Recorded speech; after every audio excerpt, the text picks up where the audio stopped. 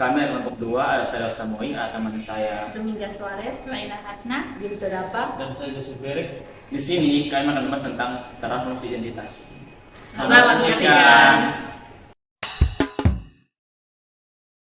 Baik, kita akan membahas mengenai transformasi identitas. Sebelum kita membahas tentang transformasi identitas, kita tahu dulu apa itu transformasi pada suatu bidang. Nah, jika kita membahas tentang transformasi pada bidang P, maka kita katakan dia transformasi pada suatu bidang ketika dia itu merupakan fungsi yang bijektif. Nah, fungsi yang bijektif. Kalau kita berbicara tentang fungsi yang bijektif, maka fungsi itu harus bersifat surjektif dan injektif. Nah, kalau kita bilang fungsi itu surjektif, maka kita bisa katakan jika ada setiap B elemen dari P, kemudian ada A elemen dari P, kita bisa katakan kalau transformasi dari A itu sama dengan B itu sendiri. Nah, kemudian kita membahas tentang injektif. Nah, jadi untuk fungsi yang injektif itu jika fungsi dipetahkan dari T untuk P ke P, dikatakan injektif ketika misalnya ada A1 tidak sama dengan A2, maka A1 tidak sama dengan A2, maka transformasi dari A1 itu kita misalkan sama dengan B1, kemudian berlaku juga untuk A2 sama dengan B2, maka kita bisa katakan bahwa B1 tidak sama dengan B2. Nah, relasi ini juga berlaku ekuivalen dengan TA1 itu sama dengan B1 dan TA2 sama dengan B2. Jadi ini berrelasi ekuivalen dengan B1 itu kita bisa katakan B1 sama dengan B2 dan A1 kita katakan sama dengan A2. Nah, jadi kita simpulkan bahwa suatu transformasi pada bidang P kita katakan sebuah transformasi ketika ada fungsi yang bijektif yang memenuhi surjektif dan injektif. Oke, selanjutnya kita masuk pada transformasi identitas. Nah, transformasi identitas adalah suatu transformasi yang memetakan setiap titik pada dirinya sendiri, dan transformasi identitas itu sering kita lambangkan dengan I, atau kita bisa katakan dalam bentuk I ditransformasikan terhadap P sama dengan P itu sendiri, di mana untuk setiap P adalah elemen dari P. Nah, karena kita sudah tahu nih definisi dari transformasi identitas, yakni transformasi dari I terhadap P sama dengan P untuk setiap P adalah elemen dari P, maka kita akan membahas tentang teorema identitas. Jika kita punya T nih, suatu transformasi, kemudian ada I yang merupakan transformasi identitas. Jadi ini kita katakan transformasi identitas. Maka dari ini berlaku bahwa T dikomposisi dengan I itu sama dengan I dikomposisi lagi dengan T itu sama dengan T itu sendiri. Nah, bagaimana pembuktiannya? Mari kita sama-sama membuktikan. Nah, untuk buktinya ketika membuktikan teorema ini, kita ambil dulu sembarang titik. Misalnya di sini saya ambil titik P yang merupakan elemen dari bidang P. Maka T kita komposisi dengan I dikalikan dengan P, itu berlaku T di dalam I di dalam P. Nah, ini hasilnya adalah transformasi dari P itu sendiri. Atau kita perhatikan kembali bahwa jika I dikomposisikan dengan T di dalam P, maka berlaku juga bahwa I di dalam T di dalam P. Maka ini berlaku transformasi dari itu sendiri. Sehingga kita melihat dari kedua persamaan ini, persamaan bintang 1 dan persamaan bintang 2, kita bisa menulis bahwa T jika kita komposisikan dengan I dikali dengan P itu sama dengan I dikomposisikan dengan T dikali dengan P. Ini adalah transformasi dari P itu sendiri, di mana kita ketahui bahwa untuk setiap P adalah elemen dari P itu sendiri. Jadi kita simpulkan bahwa trans T dikomposisikan dengan I, itu sama dengan I dikomposisikan dengan T sama dengan T ini terbukti.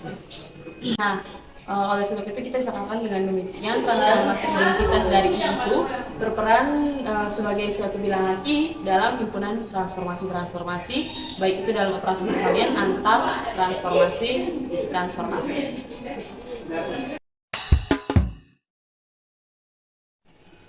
Baik, untuk yang pertama adalah teorema 1. Dikatakan bahwa setiap transformasi T itu memiliki balikan. Untuk buktinya, diketahui transformasi dari T itu sendiri adalah transformasi.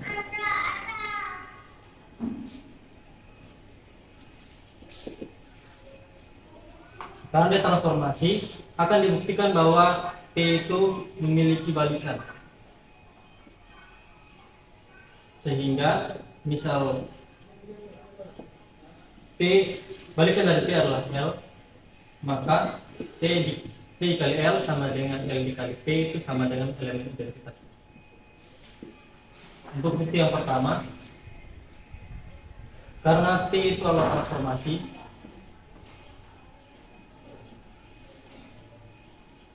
maka transformasi dari T itu adalah surjektif. Karena dia surjektif, berlaku untuk setiap X elemen P terdapat perapeta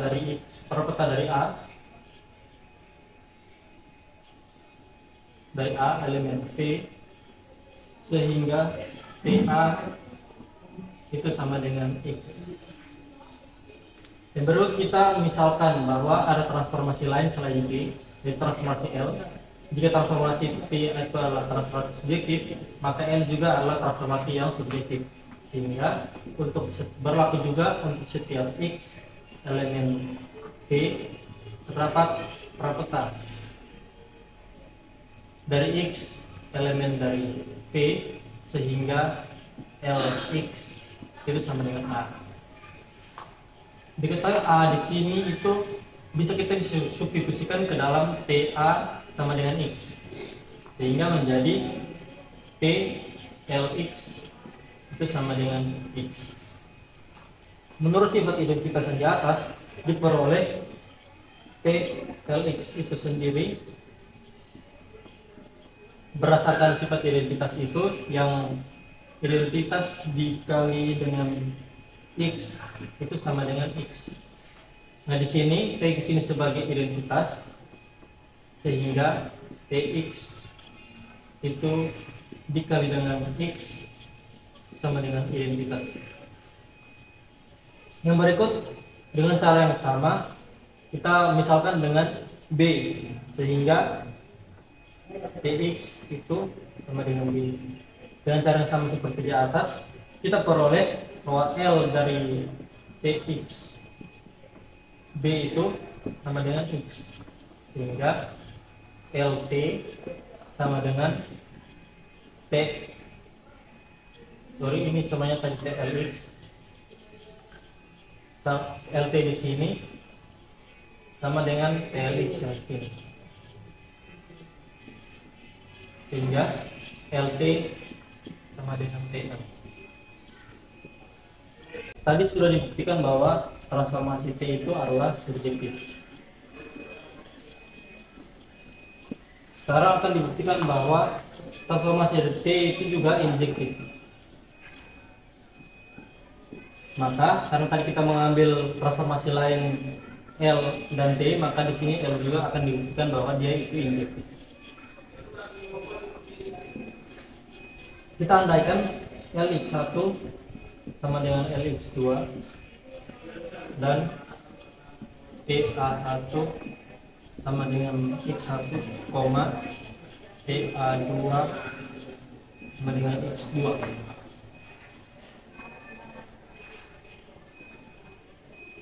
Karena T adalah transformasi,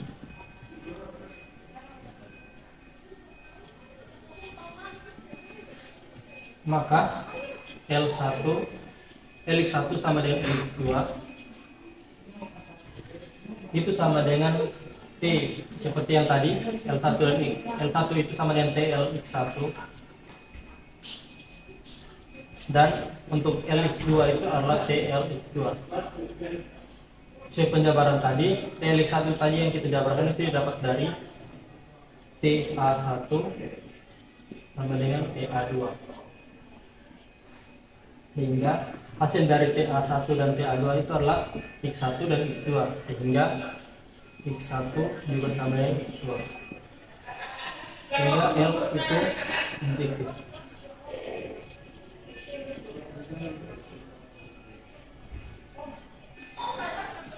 Karena dia terbukti surjektif dan injektif, maka transformasi dari T itu adalah bijektif, karena bijektif itu adalah fungsi yang surjektif dan injektif. Sehingga bijektif. Sehingga TL sama dengan LT itu sama dengan identitas, dan balikan dari T sendiri adalah T inverse, yaitu L itu sendiri.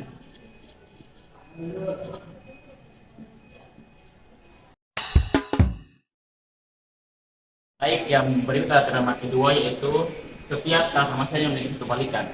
Untuk pembuktian di sini kita misalkan kita ambil T adalah sebuah transformasi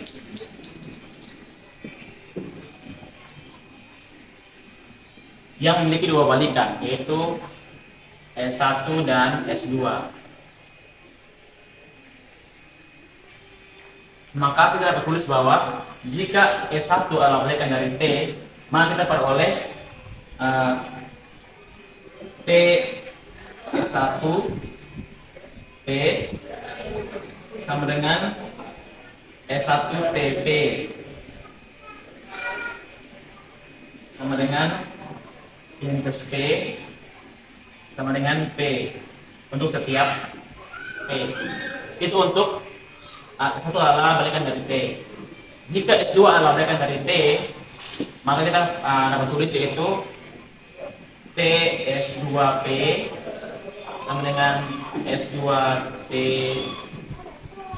P sama dengan IP sama dengan P untuk setiap P. Selanjutnya dari kedua A ini kita terus menjadi T S1P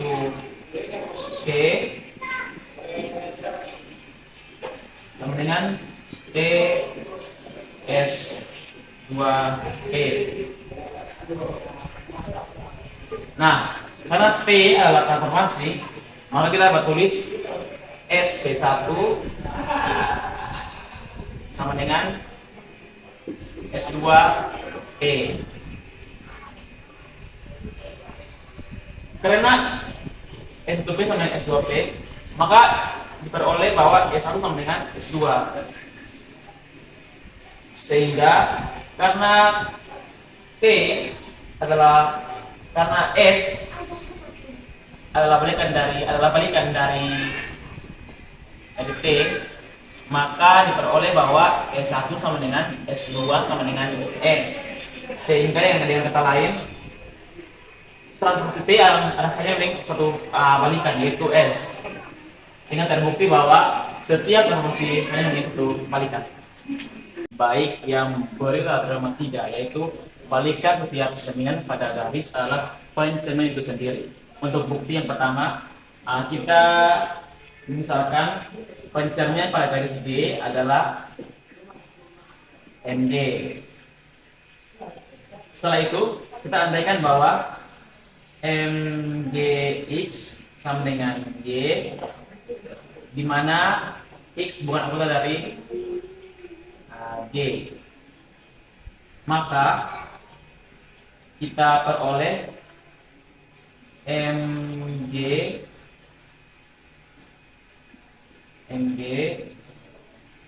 kali MGX, atau bisa ditulis ini MG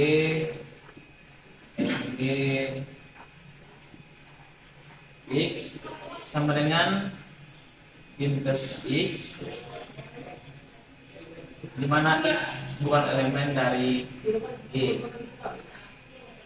Jadi MG bundaran MG sama dengan identitas. Oleh karena itu, jika X elemen G, maka MG X sama dengan X, sehingga MG X sama dengan MG dikali MG X atau MG bundaran MG dengan identitas. Jadi kita peroleh bahwa untuk setiap X diperoleh MG bundaran MG dengan identitas. Jadi dapat disimpulkan bahwa MG inverse sama dengan MG. Jadi terbukti bahwa balikan setiap argumen pada garis adalah argumen itu sendiri. Baik, kita akan lanjut ke definisi 2, yaitu suatu transformasi yang balikannya adalah transformasi itu sendiri dinamakan suatu involusi. Jadi kita misalkan ada suatu transformasi, misalkan ada transformasi S dan T, maka transformasi itu memiliki balikan. Jadi balikannya adalah S inverse dan T inverse. Dan juga kalau misalnya ada komposisi transformasi, misalnya T bundar S, maka komposisi transformasi itu juga memiliki balikan, yaitu P bundar S inverse. Dari definisi 2 ini akan melahirkan teorema 4, yaitu apabila T dan S adalah suatu transformasi, maka balikan dari T bundar S sama dengan balikan dari S dibundarkan balikan dari T. Buktinya diketahui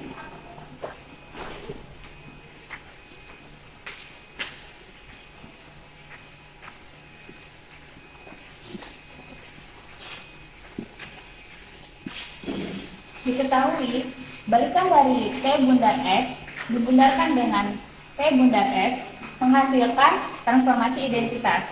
Kemudian kita lihat lagi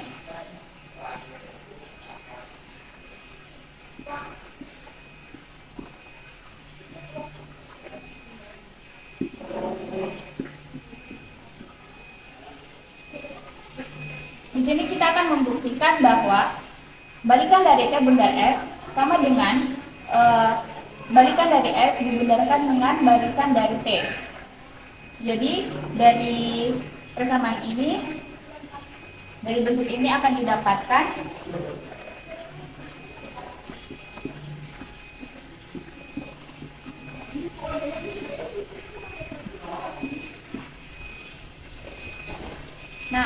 dari bentuk ini sudah kita ketahui bahwa balikan dari T dibundarkan dengan T, hasilnya adalah transformasi identitas.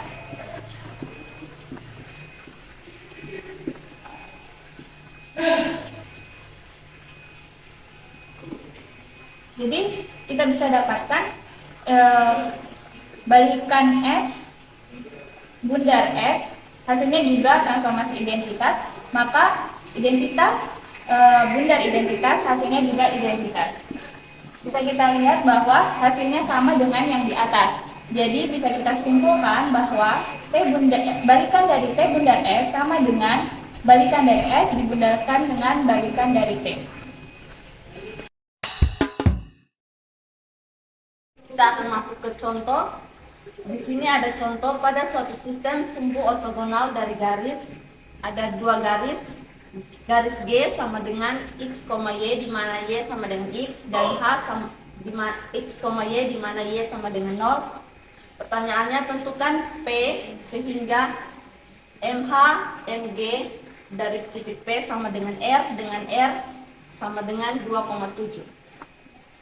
Baik, kita akan masuk ke penyelesaian. Di sini kita akan menentukan titik P. Maka kita andaikan P itu titik X, Y. Kita peroleh berturut-turut MG inverse kali MH inverse dikali dengan MH MG pada titik R sama dengan MG inverse dikali MH inverse pada titik E. Bentuk ini kita dapat dari teorema 4. Jadi titik P sama dengan MG inverse dikali MH inverse pada titik R. Karena titik R sama dengan 2,7, maka MH inverse sama dengan MH itu sendiri. Bentuk ini dari teorema 3. MH inverse pada titik P sama dengan MH pada titik R. Titik R-nya 2,7. Kebalikan dari 2,7 untuk H-nya karena Y-nya sama dengan 0, maka MHR sama dengan 2,7. Sehingga MG inverse bundar MH inverse pada titik R sama dengan MG inverse 2,7. Jadi kebalikan dari 2,7 pada titik G itu sama dengan 2,7. Maaf, MG inverse 2,7. Kebalikan dari 2,7 pada G yaitu X, Y sama dengan X, maka kebalikannya kebalikan dari 2,7 adalah 2,7 dan pencerminan MG 2,7, pencerminan dari 2,7 itu 7,2. Jadi kita dapat diperoleh titik P sama dengan negatif 7,2. Sekian dari kelompok kami. Terima kasih.